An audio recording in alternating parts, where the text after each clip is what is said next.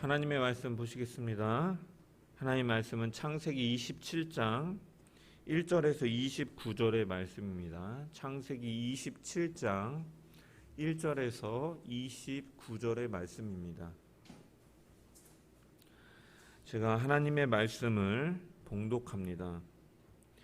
이삭이 나이가 많아 눈이 어두워 잘 보지 못하더니 맏아들 에서를 불러 이르되 내 아들아 하매 그가 이르되 내가 여기 있나이다 하니 이삭이 이르되 내가 이제 늙어 어느 날 죽을지는 알지 못하니 그런즉 내 기굿 곧 화살통과 활을 가지고 들에 가서 나를 위하여 사냥하여 내가 즐기는 별미를 만들어 내게로 가져와서 먹게 하여 내가 죽기 전에 내 마음껏 내게 축복하게 하라. 이삭이 그의 아들 에서에게 말할 때 리브가가 들었더니 에서가 사냥하여 오려고 들로 나가매 리브가가 그의 아들 야곱에게 말하여 이르되 내 아버지가 내 형 에서에게 말씀하시는 것을 내가 들으니 이르시기를 나를 위하여 사냥하여 가져다가 별미를 만들어 내가 먹게 하여 죽기 전에 여호와 앞에서 내게 축복하게 하라 하셨으니 그런즉 내 아들아 내 말을 따라 내가 내게 명하는 대로 염소떼에 가서 거기서 좋은 염소 새끼 2마리를 내게로 가져오면 내가 그것으로 내 아버지를 위하여 그가 즐기시는 별미를 만들리니 내가 그것을 내 아버지께 가져다 드려서 그가 죽기 전에 내게 축복하기 위하여 잡수시게 하라. 야곱이 그 어머니 리브가에게 이르되 내 형 에서는 털이 많은 사람이요 나는 매끈매끈한 사람인즉 아버지께서 나를 만지실진대 내가 아버지의 눈에 속이는 자로 보일지라 복은 고사하고 저주를 받을까 하나이다. 어머니가 그에게 이르되 내 아들아 너의 저주는 내게로 돌리리니 내 말만 따르고 가서 가져오라. 그가 가서 끌어다가 어머니에게로 가져왔더니 그의 어머니가 그의 아버지가 즐기는 별미를 만들었더라. 리브가가 집안 자기에게 있는 그의 맏아들 에서의 좋은 의복을 가져다가 그의 작은 아들 야곱에게 입히고 또 염소 새끼의 가죽을 그의 손과 목의 매끈매끈한 곳에 입히고 자기가 만든 별미와 떡을 자기 아들 야곱의 손에 주니 야곱이 아버지에게 나아가서 내 아버지여 하고 부르니 이르되 내가 여기 있노라. 내 아들아 내가 누구냐. 야곱이 아버지에게 대답하되 나는 아버지의 맏아들 에서로소이다. 아버지께서 내게 명하신 대로 내가 하였사오니 원하건대 일어나 앉아서 내가 사냥한 고기를 잡수시고 아버지 마음껏 내게 축복하소서. 이삭이 그의 아들에게 이르되 내 아들아 내가 어떻게 이같이 속히 잡았느냐. 그가 이르되 아버지의 하나님 여호와께서 나를 순조롭게 만나게 하셨음이니이다. 이삭이 야곱에게 이르되 내 아들아 가까이 오라. 내가 과연 내 아들 에서인지 아닌지 내가 너를 만져보라 하노라. 야곱이 그 아버지 이삭에게 가까이 가니 이삭이 만지며 이르되 음성은 야곱의 음성이나 손은 에서의 손이로다 하며 그의 손이 형 에서의 손과 같이 털이 있으므로 분별하지 못하고 축복하였더라. 이삭이 이르되 내가 참 내 아들 에서냐. 그가 대답하되 그러하니이다. 이삭이 이르되 내게로 가져오라. 내 아들이 사냥한 고기를 먹고 내 마음껏 내게 축복하리라. 야곱이 그에게로 가져가매 그가 먹고 또 포도주를 가져가매 그가 마시고 그의 아버지 이삭이 그에게 이르되 내 아들아 가까이 와서 내게 입맞추라. 그가 가까이 가서 그에게 입맞추니 아버지가 그의 옷에 향취를 맡고 그에게 축복하여 이르되 내 아들의 향취는 여호와께서 복 주신 밭의 향취로다. 하나님은 하늘의 이슬과 땅의 기름짐이며 풍성한 곡식과 포도주를 내게 주시기를 원하노라.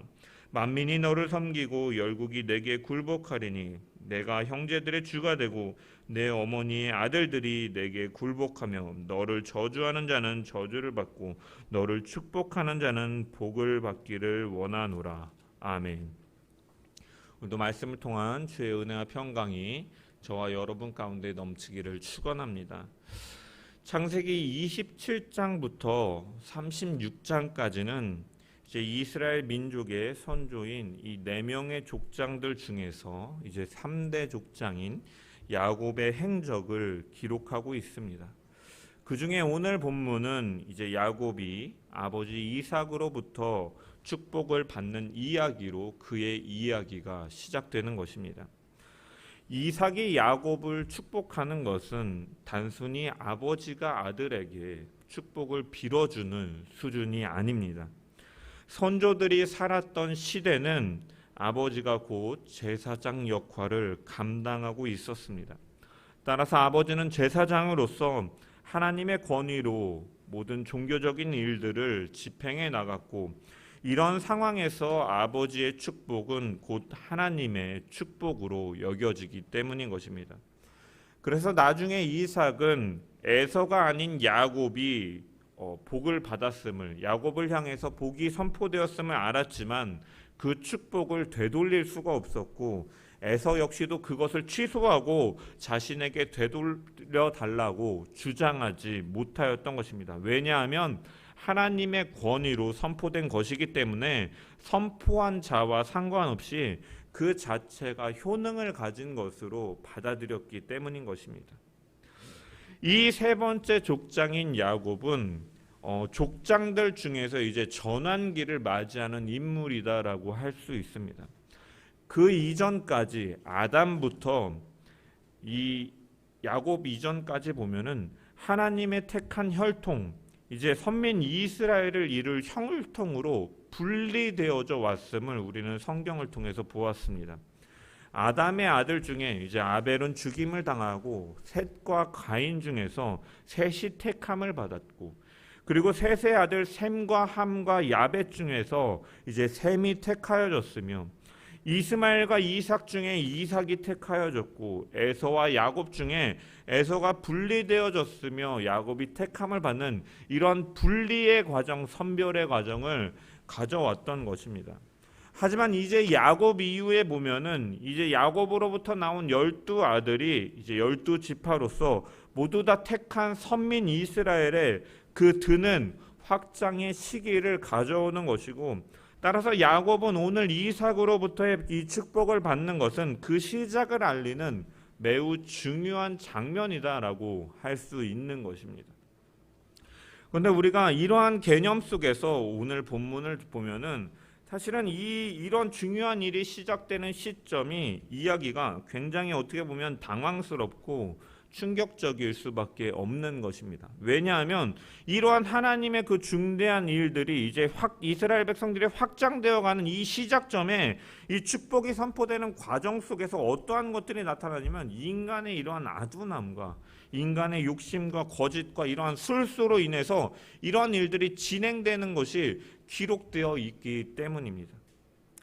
1절부터 4절의 말씀을 보면은 이삭이 나이가 많아 눈이 어두워 잘 보지 못함을 통하여서 이제 맏아들 에서를 불러다가 내가 언제 죽을지 모르니까 너는 화살을 가지고 사냥하여서 내게 음식을 만들어 오라. 내가 그것을 먹고 너에게 마음껏 축복하겠다라고 이 이야기가 시작되고 있습니다. 여기서 1절에 이삭이 나이가 많아를 이 히브리어로 직역해 보면은 그리고 되었다, 이삭이 늙었을 때라고 해석할 수가 있습니다. 그리고 여기서 그리고 되었다에 해당하는 히브리어 와예히는 한글 성경에는 번역이 되어 있지는 않지만 히브리어로 보면은 이것이 보통 언제 사용되냐면 시간의 경과가 이루어졌을 때, 시간이 어느 정도 경과가 되어졌을 때 사용되어지는 관용구의 표현인 것입니다. 따라서 이 표현은 이제 26장에 에서가 이방인 아내들과 결혼한 이후에 이제 27장 사이에 시간이 공백이 있었음을 독자들에게 알려주는 것입니다. 그렇다면 시간이 정말 많이 흘러서 이삭이 정말 죽을 때가 되었느냐? 사실은 그렇다고 이 시간이 많이 흐르긴 했지만 이삭이 정말 죽음에 임박한 시점이냐? 그것은 아니었습니다.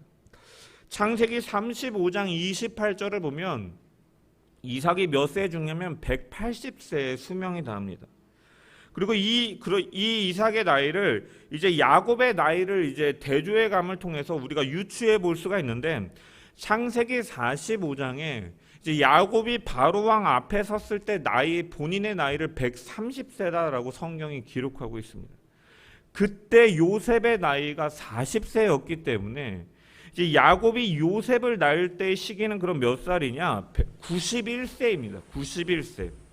근데 야곱이 이제 라반의 집에 가서 20년을 살았는데 레아를 얻기 위하여 7년, 라헬을 얻기 위하여 7년, 그리고 라반을 위해서 6년을 일했던 것을 생각해 보면 요셉을 얻었을 때 나이를 이제 최소한으로 잡아보면 이제 13년이라는 시간을 빼보면 이 91세에서 13년의 시간을 빼보면 이제 외삼촌 집에 간 것이 한 77세 정도였으면 우리가 유추해 볼 수가 있는 거죠. 77세 야곱의 나이가 외삼촌 라반의 집에 가 최대 77세 그 이전에 갔을 수도 있고 야곱이 40세 이 이삭이 40세에 결혼을 해서 두 아들을 낳았을 때 에서와 야곱을 낳았을 때가 60세라고 성경에 기록되어 있습니다. 따라서 이 본장의 시점 이 60세의 아들을 낳았고 이 아들이 야곱이 77세가 되었던 것을 생각해 본다면 60 더하기 77하면 이삭의 나이가 최대 이 시점에는 137세였습니다. 이삭이 180세에 죽었다라고 기록되어 있는 것을 보면 이 일 후에도 보면은 사실은 50여 년의 시간 동안 더 살았음을 우리가 알 수가 있는 것이죠. 여러분 그런데 왜 그는 이제 곧 자신의 죽음이 임박한 것처럼 대를 이으려고 다음 세대에게 서둘러 축복을 하려 하는 것인가? 성경은 그 이유에 대해서 이제 그가 눈이 어두워서 잘 보지 못하였다라고 기록하고 있습니다. 아마도 이삭은 일찍이 사실은 인생의 180세 중에 이제 50년이라는 시간에 눈이 어두워서 잘 침침하여서 보지 못할 정도의 수준이라면 사실은 인생의 3분의 1 이상을 사실은 소경처럼 지내는 것이죠. 이처럼 이삭은 일찍이 몸이 노쇠함을 통하여서 에서에 대해서 자신의 수명이 언제 끝날지 모른다라는 생각 속에서 이제 서둘러 축복을 하려 했던 것입니다. 그래서 이삭은 맏아들 에서를 부릅니다. 1절에 보면은 이 맏아들 에서를 불러 이르되 내 아들아 라고 이렇게 부르고 있습니다. 여기 내 아들아 라고 번역된 히브리어 벤이라는 단어는요 사실은 아들뿐만이 아니고 뭐 손자, 젊은이, 신하, 뭐 양자와 같은 다양한 의미를 담고 있는데 특별히 이 단어가 아들에게 사용될 때는 그 이면에는 어떠한 이미지를 포함하고 있냐면 사랑스러운이라는 의미를 담고 있습니다. 따라서 본문은 이삭이 아들아 내 아들아 라고 에서를 부르는 것은 내 사랑하고 사랑하는 아들아 라고 에서를 부르는 것이고 이처럼 에서에 대한 이삭의 애정이 각별했음을 사실은 알 수가 있는 것이죠. 이삭은 에서를 축복하려고 합니다. 그런데 사실은 우리가 성경을 이전부터 봐온 우리는 이것이 잘못임을 알고 있습니다. 왜냐? 하나님께서는 태중에 두 아이가 있을 때부터 뱃속에 너의 리브가의 뱃속에 두 민족이 있구나. 큰 자가 작은 자를 섬길 것이다 라고 말씀하셨습니다. 즉 하나님께서는 차남 야곱이 아브라함의 축복을 이어받는 언약의 계승자가 될 것이다 라고 분명히 말씀하셨고 이삭은 들었던 것입니다. 그런데도 이삭은 에서를 축복하려고 하고 있는 것입니다. 이것은 이삭이 하나님의 뜻을 들었지만 시간이 오래됨을 통해서 잊어버렸거나 아니면 자신이 이제 그 에서를 너무 사랑하다 보니까 하나님의 뜻은 생각하지 않고 자기 마음대로 일을 진행하려고 하는 것입니다. 에서에게 축복을 주기에 앞서서 먼저 하나님께 기도하고 하나님의 뜻을 확인해 보는 이러한 과정들을 하는 것이 아니라 그저 자기 뜻대로 자기가 사랑하는 아들 에서를 축복하려 했던 것입니다. 그는 에서에 대한 편애 때문에 하나님의 뜻을 망각한 채 에서에게 축복하려고 한 것입니다. 그래서 사실 성경이 이삭의 눈이 어두워 잘 보지 못하였다라고 기록하는 것은 사실은 실제로 생물학적으로 이삭이 육신의 시력이 떨어진 것을 나타내기도 하지만 이삭의 이러한 영적인 이 안목의 상태가 사실은 굉장히 떨어져 있음을 보여주는 표현이기도 한 것입니다. 성경은 눈이 어두웠다라는 표현은요, 사실은 이 하나님의 뜻을 바라보지 못할 때 이러한 표현을 사용하기도 하는 것이죠. 예를 들어서 신명기의 모세의 마지막 장면을 보면은 모세에 대해서 성경은 이렇게 증언합니다. 그는 눈이 흐리지 아니하였고 그 기력이 쇠하지 아니하였다라고 언급을 합니다. 하지만 그의 육신의 생명은 다하였고 이제 하나님 곁으로 가는 것이죠. 그런데 성경은 그의 눈이 흐려지지 않았다라고 말을 합니다. 이것은 무엇이냐면 모세가 죽는 그 순간까지 그는 하나님의 비전과 그 뜻과 하나님께서 자신에게 맡기신 사명을 바라보았고 하나님께 죽음을 당하는 그 순간까지 끝까지 쓰임을 받다가 사명을 마친 것을 성경은 증언하고 있는 것입니다. 마찬가지로 이삭의 가정 속에서도 이것은 단순히 생물학적인 상태만을 의미하는 것이 아니라 그의 영적인 상태를 의미하는 것이죠. 이삭은 그렇지 못하였다라는 것입니다. 그는 에서에게 축복하게 하라라고 말하면서 뭐라고 명령하니까 내가 즐기는 별미를 가져와서 내가 먹고 마시고 그것으로 너를 축복하게 하라라고 말을 하고 있습니다. 여러분, 에서에게 사냥한 짐승을 준비한 이 음식을 준비하도록 요구하는 것은 그가 음식을 먹고 그에게 축복을 해주겠다라는 의미이지만 이 말을 보면은 이 목적이 사실은 에서를 향한 축복이 주 목적이기라기보다는 자신이 먹는 잔치가 주 목적인 것처럼 그는 말을 하고 있고 좋은 음식을 얻기 위해 그에게 축복을 약속하는 것처럼 보이기까지 하다라는 것입니다. 성경은 의도적으로 이렇게 기록했다라는 것이에요. 이처럼 이삭은 이 영적인 안목이 어두웠다라는 것이에요.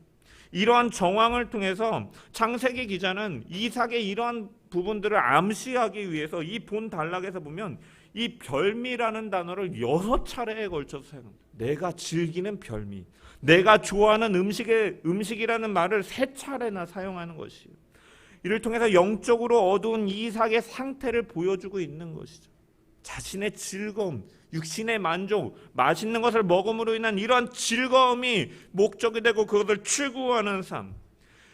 여러분, 사실은 이러한 이삭의 행동은요, 지금까지 비교적 하나님의 말씀에 성실하게 순종해오고 우물을 팔 때마다 사람들이 다툼을 통해서 피하고 온화한 성격을 보이는 그의 모습에 비추어 볼 때는 납득하기 어려운 모습이지만 우리가 분명히 기억해야 될 것, 또한 성경이 이렇게 분명히 증언하고 있는 것, 가리지 않고 분명히 우리 가운데 보여주는 것은 이처럼 인간은 누구나 연약함을 가지고 있고 자기가 원하는 것을 하고자 하는 갈망을 가지고 있다라는 것입니다. 그리고 그것이 하나님의 뜻과 배치가 되는 것이라고 할지라도 그것을 쫓고 살아가다 보면은 하나님의 말씀과 자신이 원하는 것 사이에서 언제든 넘어질 수 있고 자신이 원하는 것을 쫓으면서 살아갈 수 있다라는 존재임을 우리 가운데 교훈하여 주는 것입니다. 사실은 오늘날 많은, 저를 포함한 많은 그리스도인들이 이삭과 같은 실수를 저지르며 살아가는 것이죠. 자기의 욕심대로 자기의 만족을 위해서 살다 보면 하나님의 뜻을 생각해 보지도 않고 하나님의 뜻을 묻지도 않고 자기 뜻대로 일을 저지르려고 하는 경우가 많이 있고 하나님의 뜻을 알매도 불구하고 살다 보니 잊어버리고 마는 경우들이 우리 가운데 많이 있다라는 것입니다. 에서가 가나안 여인을 아내로 맞이한 이후에 오랜 시간 동안에 이삭은 하나님과의 교류를 갖지 못하고 단절된 삶과 이 육신의 정욕을 쫓아 살아가는 삶을 통해서 영적인 안목이 어두워져서 하나님의 뜻을 분별하지 못하였던 이삭과 같이 우리는 세상의 만족을 바라보고 우리의 육신의 만족을 쫓아 살아가다 보면 하나님께서 주신 사명자로서의 사명과 방향을 잊어버린 채 내 마음대로 살아가려고 하는 연약함이 우리 가운데 있음을 우리는 기억하면서 그 결과는 하나님의 뜻과 상관없는 길로 우리를 가게 할 수 있다는 것을 우리가 기억하면서 따라서 우리는 늘 언제나 기도를 통해 하나님의 뜻을 물으며 하나님의 말씀을 통해 그분의 말씀이 우리의 발에 등이 되도록 우리를 인도하도록 늘 그분의 뜻을 분별하고 그 말씀에 순종하며 살아가는 이러한 경건의 훈련과 경건의 모습이 우리의 삶 가운데 날마다 뒷받침되어져야 함을 우리는 분명히 발견해야 될 줄 믿습니다. 5절을 보면 리브가는 이제 이삭이 에서에게 하는 말을 듣게 됩니다. 여기서 들었다라는 것은 잠시 들었다라는 것이 아니라 처음부터 주목하여 듣고 있었다라는 히브리어 용어가 사용되어져 있습니다.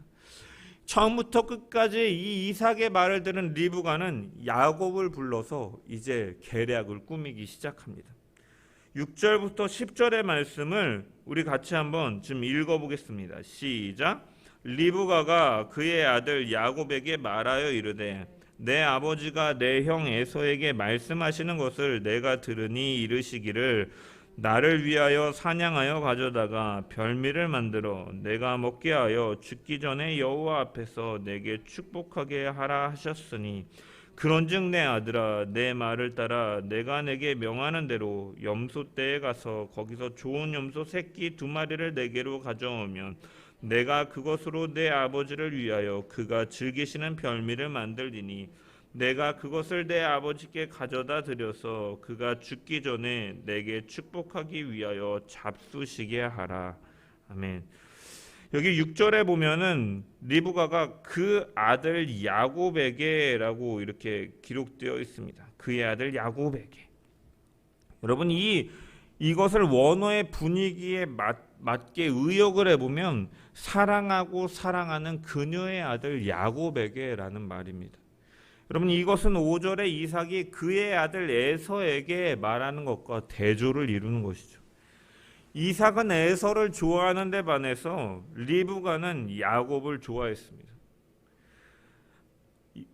아마도 이 두 아이가 자라면서 에서는 그 성장 과정에서 보면 그가 익숙한 사냥꾼으로서 들 사람이 되었고 야곱은 조용함으로 장막에 거주하였다라는 표현처럼 이 리브가와 장막 안에서 이 성향이 비슷해서 오랜 시간 함께하고 애정이 있었기 때문인 것 같습니다. 또한 그녀는 하나님께서 태중에 있을 때부터 아이들을 향해서 말씀하신 계시를 기억하고 있기 때문인 것이죠. 그래서 어디서 그 부분을 알 수 있냐면 7절의 말씀을 보면 이삭의 말을 야곱에게 전하면서 뭐라고 말하면 이삭은 에서에게 내 마음껏 너를 축복하게 하라라고 에서에게 말했지만 리브가는 이 말을 전하면서 여호와 앞에서 내게 축복하라라고 말을 하고 있는 것이죠. 이처럼 이 리브가는 이 아이들을 향한 하나님의 계시를 기억하고 있었다라는 것이에요. 하나님 말씀을 기억하고 있다는 증거가 되는 것이요. 거기다가 이삭의 축복이 하나님의 축복을 대언하는 신적인 권위를 덧입고 있다는 사실을 확신하고 있었기 때문에 이렇게 표현하고 있는 것입니다. 이 코람데오 하나님 앞에서 여호와 앞에서 내게 축복하라. 여러분 리브가는 두 아들을 가졌을 때부터 아브라함의 가문을 통한 이 하나님의 언약의 상속권이 에서가 아닌 야곱을 통해서 계승되리라는 사실을 알고 있었다라는 것이에요. 그래서 하나님 앞에서의 신앙의 자세를 가지고 언약의 성취를 기다리며 사모하며 살았던 것을 우리는 알 수가 있다라는 거예요. 그렇기 때문에 그녀는 야곱에게 빨리 행동할 것을 촉구하면서 자신의 말대로 행할 것을 요구하는 것입니다. 그리고 얼마나 강하게 말하냐면 8절에 보면 그런즉 내 아들아 내 사랑하고 사랑하는 야곱아 내 말을 따라. 여러분 여기서 내 말을 따라라는 이 히브리어를 직역해 보면 내 목소리 안에서 복종하라라는 의미이고, 여러분 따라라고 번역된 쉐마는 청종하다, 경청하다라는 의미의 샤마의 명령형으로 주로 어떤 때 사용되냐면 하나님의 명령에 대한 절대 복종을 나타낼 때 사용되어지는 표현이에요. 이 표현을 사람에게 사용될 때는 실수 없이 너는 행동하라는 단호한 명령으로서 사용되는 것입니다. 그처럼 강하고 이렇게 단호하게 야곱에게 요구하는 것이에요. 왜? 하나님의 말씀을 기억하고 있기 때문에. 그녀는 그러면서 야곱에게 말합니다. 키우고 있는 염소떼에 가서 좋은 새끼 2마리를 가져다가 자신에게 가져와라. 내가 이것을 아버지를 위해서 요리를 하겠다라고 말합니다. 여러분 염소고기는요 양고기에 비해서 육질이 질긴 특징이 있습니다. 여러분 이삭이 눈이 어둡고 촉감으로 이 에서와 야곱을 잘 구분하지 못할 정도로 몸이 쇠하였다라는 것은요, 사실은 이삭의 입맛에는 부드러운 양이 더 먹기가 편했을 텐데 왜 리브가는 염소를 가져오라고 명령하는가? 여러분 이것은 이 이삭이 에서에게 뭐라고 명령했습니까? 사냥하여서 별미를 가져오라고 말한 것을 기억하면서 육질이 질긴 들짐승 요리처럼 꾸미기 위해서 양이 아닌 염소 새끼를 가져오라고 야곱에게 요구하고 있는 것이죠. 이처럼 리브가는 철두철미하게 남편 이삭을 속이기 위해서 작은 부분까지도 고려해서 이를 추진하고 있는 것입니다. 여러분, 이러한 모습 속에서 리브가는 지혜롭고 영적인 안목이 뛰어나고 하나님의 말씀을 기억하고 있긴 했지만 사실은 그 방법에 있어서, 그 방법을 실행하는 데 있어서는 자신의 인간적인 계획과 수단을 동원함을 통해서 실수를 저지르고 마는 모습을 볼 수가 있는 것입니다.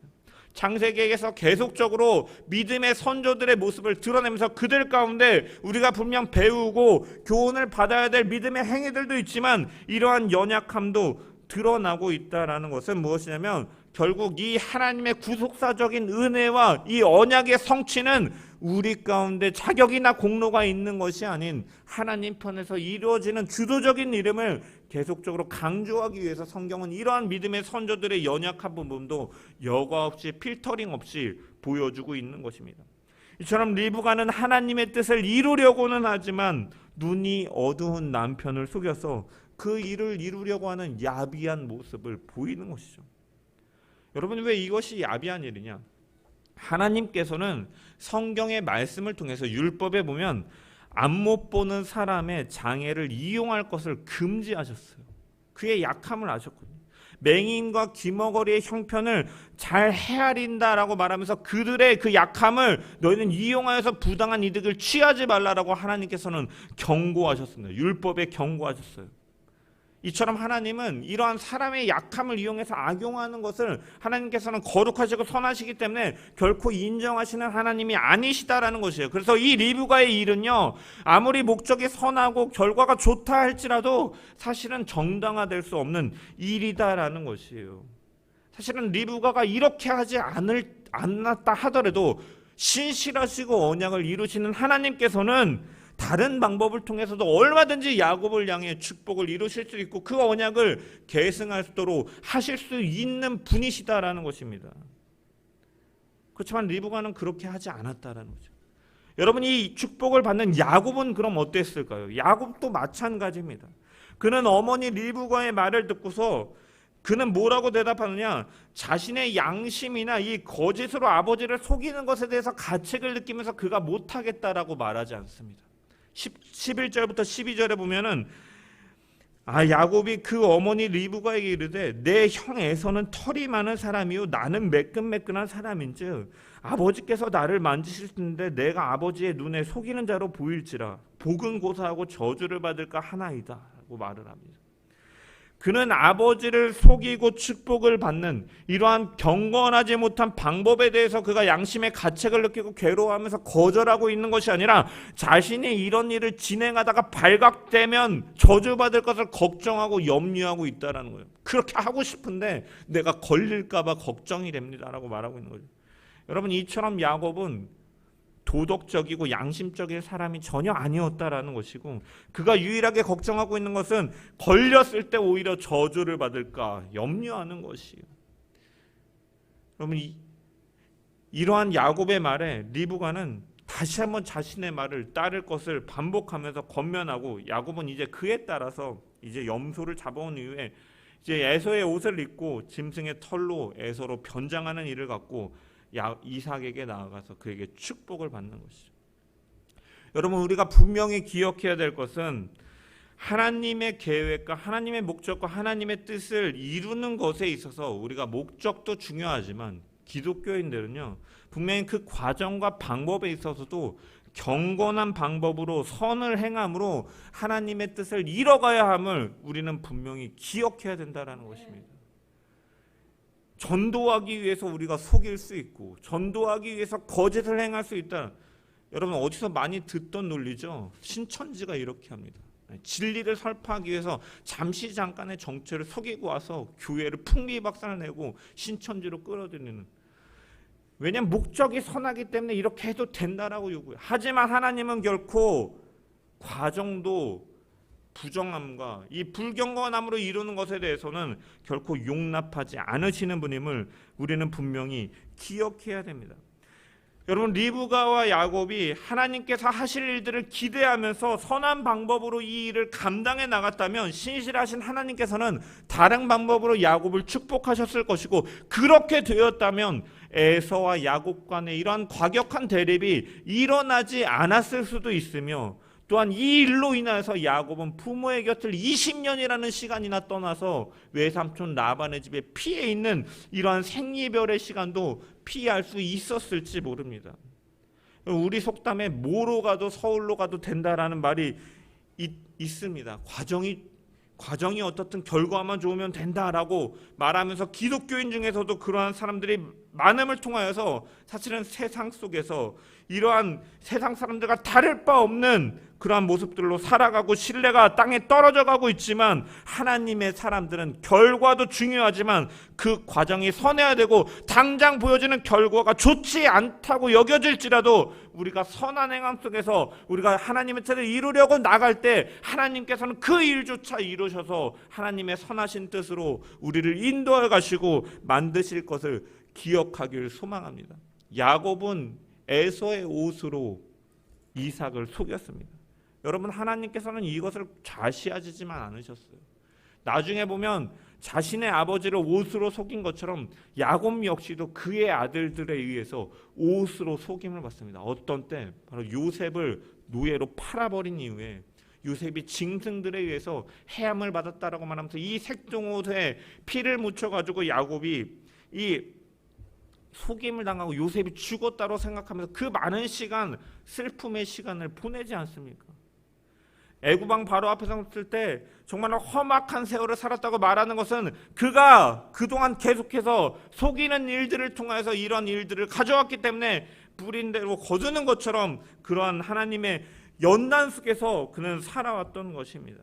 이처럼 이삭과 리브가의 편애와 자신의 욕심과 거짓 속에서 벌어진 이 일들로 인해서 형제는 반목하게 되었고 가정에는 불화가 싹트게 되었고, 이처럼 하나님께서는 아무리 목적이 자신의 뜻에 합한다 할지라도 과정을 분명히 보시는 하나님이심을 기억하면서 우리는 선한 행동을 통하여 하나님의 뜻을 이루기 위해서, 그것이 비록 느리게 보이고 돌아가는 것처럼 보인다 할지라도 그것이 바로 하나님께서 기대하시는 일들임을 우리가 기억하면서 묵묵히 걸어나가는 저와 여러분 되시기를 주님의 이름으로 간절히 축원합니다. 이 단락에서 중요한 것은요, 하나님께서 어떻게 하셨느냐예요.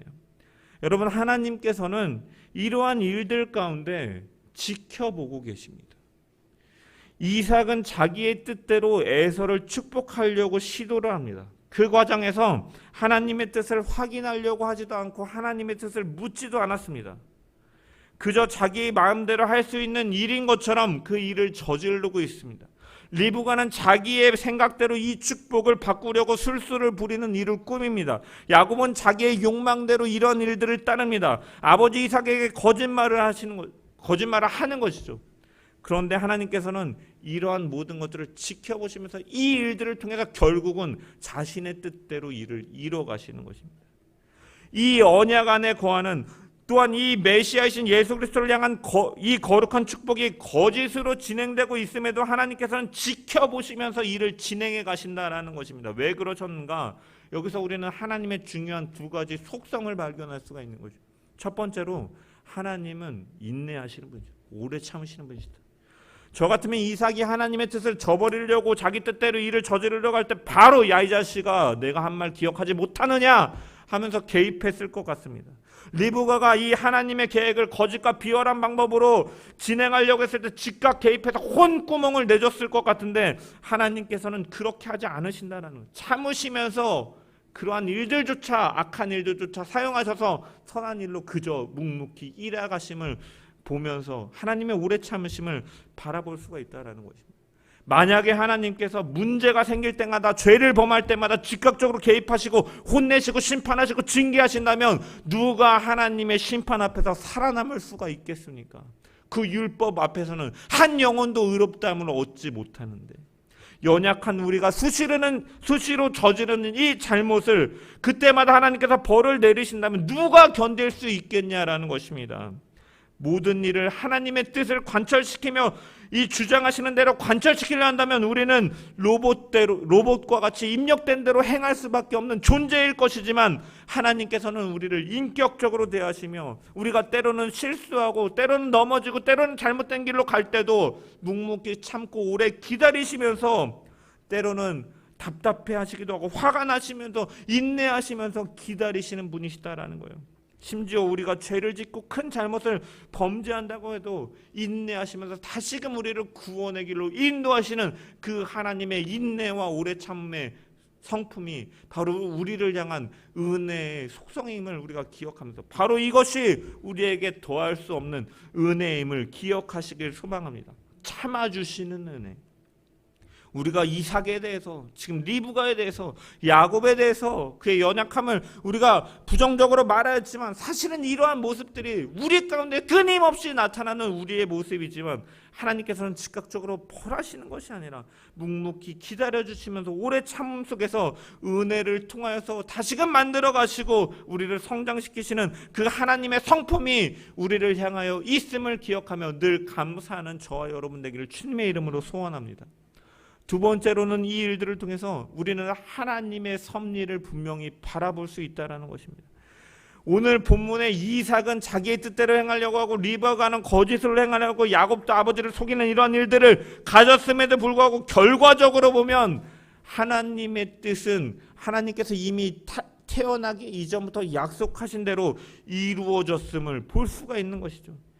에서를 축복하려 하였지만 결국은 속아서 야곱을 축복하는 일들을 갖게 되는 것입니다. 로마서 8장 28절에 보면 이렇게 기록합니다. 모든 것이 합력하여 선을 이루느니라 라고 말씀하는 것이, 이 선과 아무런 관계가 없이 이루어진 일도 심지어는 악조차도 하나님께서 사용하셔서 선으로 이루어 가시는 분이심을 성경은 증언하고 있다라는 것입니다. 이것이 바로 하나님의 섭리인 것입니다. 여러분, 우리들이 생각하는 것은 사실 단순해요. 열심히 일하는 사람들과 착하게 사는 사람들은 잘 돼야 되고, 게으른 사람들과 악하게 사는 사람들은 고통스러운 삶을 살아야 된다고 생각하고, 신앙생활 철저히 하는 사람은 복을 받아 잘 돼야 되고, 엉터리로 신앙생활하는 사람은 복을 받지 못해서 힘들게 살아야 된다고 생각하지만 실제로는 그렇지 않다라는 것이에요. 현실은 열심히 일하고 착하게 살고 철저하게 신앙생활을 한 사람들도 더 힘들게 사는 경우들도 많이 있다라는 것입니다. 그렇지만 중요한 것은 무엇이냐면, 하나님의 생각은 우리와는 분명히 다르고 우리의 모든 생각보다, 우리의 모든 문제보다 뛰어나신 분임을 우리가 기억해야 된다는 거예요. 그리고 이 모든 과정 속에서 하나님의 섭리가 흐르고 있고 하나님의 뜻대로 인도함을 받는 것이다라는 것을 우리는 분명히 기억해야 된다는 것입니다. 내가 보기에 어렵고 안 되는 것 같고 벽에 막힌 것 같이 느껴질 때가 있더라도 우리는 하나님의 섭리 아래에 있다는 사실을 분명히 기억하면서 우리의 삶을 주께 맡겨야 된다는 것입니다. 그러한 상황 속에서 하나님은 선하신 길로 늘 인도하시는 분이시기 때문인 것입니다. 이러한 믿음을 잃지 말고 오늘의 삶 가운데 때로는 고난과 고통의 순간이 찾아온다 할지라도 이 과정들을 통해서 하나님께서 내게 뜻하신 바가 있다, 이 섭리 가운데로 인도하신다라는 믿음의 고백 속에서 이 시간조차 감사함으로 보냄을 통하여 더욱더 하나님께서 사용하시는 도구로 만들어져가는 저와 여러분 되시기를 간절히 주님의 이름으로 축원합니다. 말씀을 마무리하겠습니다. 이삭은 나이가 들었기에 육신의 눈도 어두워졌지만 자신의 정욕과 만족을 따르다 보니까 하나님의 뜻과 계획을 잊어버리고 말았습니다. 자신의 마음대로 행동하는 모습 속에서 하나님의 뜻은 잊어버리고 생각하지 않았던 것입니다. 이에 비해 모세는 죽는 날까지 그의 눈이 흐려지지 않았고 하나님의 뜻을 바라보는 사명자로서 쓰임을 받았던 것처럼 우리 역시도 이 땅의 것들을 바라보고 쫓다가 하늘의 것을 잃어버리고 생각하지 않는 실수를 저지르지 않는 저와 여러분 되기를 소망합니다.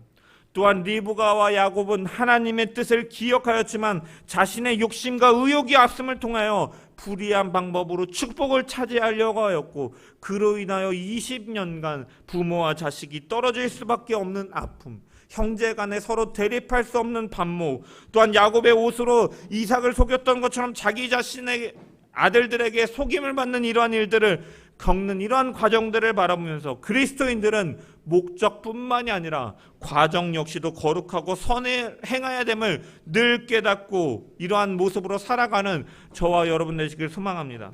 마지막으로 하나님께서는 이삭의 영적 어둠과 리브가와 야곱의 불의한 방법 속에서도 이 일을 이뤄가시는 하나님을 바라보면서 영적으로 아둔하고 거짓과 불의를 일삼는 인생들 속에서 우리의 공로나 자격으로 하나님께 택함을 받은 것이 아니라 하나님의 주도적이고 일방적인 은혜 속에서 일이 진행되어가고 구원을 받았음을 우리가 기억하면서 하나님께 소망이 있음을, 오직 하나님의 섭리와 은혜로 말미암아 되어짐을 우리가 깨달으며 늘 모든 것을 다스리시는 하나님께, 우리의 구원을 이끌어 가시는 하나님께 순종함으로 묵묵히 걸어나가는 하나님의 섭리를 인정하며 살아가는 저와 여러분 되시기를 간절히 주의 이름으로 축원합니다.